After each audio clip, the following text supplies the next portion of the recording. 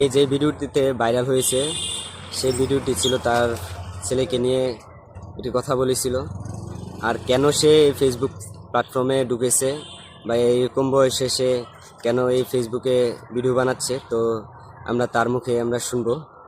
তো আমি অনেক দুঃখ কষ্ট বুকে নিয়ে আজকে এই বয়সে আমি ফেসবুকে কাজ শুরু করছি।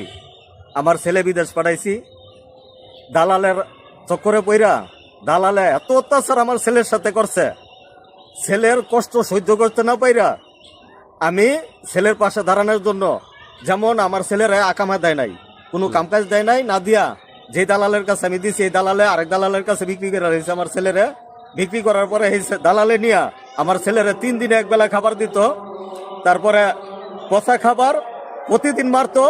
আর এমন অমানবিক অত্যাচার আমার ছেলের সাথে হয়েছে, এমন অত্যাচার যে আমি মুখে ভাষায় প্রকাশ করার মতো না।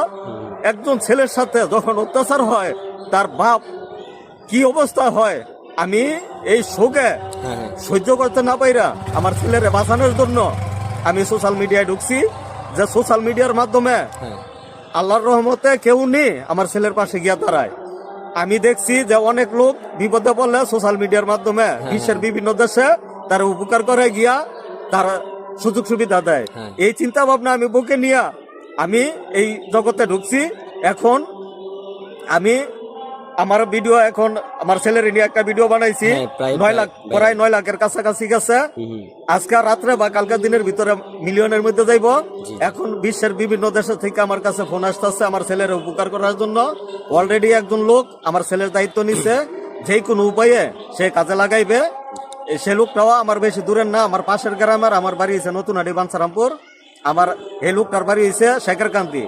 এই শেখেরকান্দির ভাই কামাল ভাই, উনি আমার ছেলের জন্য যথেষ্ট পরিমাণ চেষ্টা করতেছে। আপনারা দোয়া করবেন আমার ছেলের যে একটা ব্যবস্থা হয়।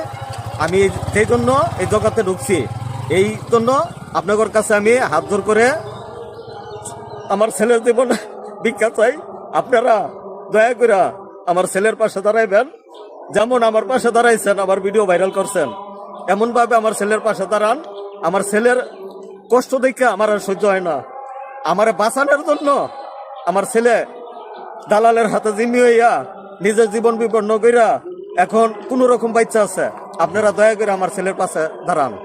তো ইতিমধ্যে আপনারা শুনতে পারলেন যে আমাদের জাতির চাচা কেন সোশ্যাল মিডিয়াতে আসছে। তো এই হচ্ছে তার মূল কারণ। তো সবাই ভিডিওটি শেয়ার করে দিবেন সবার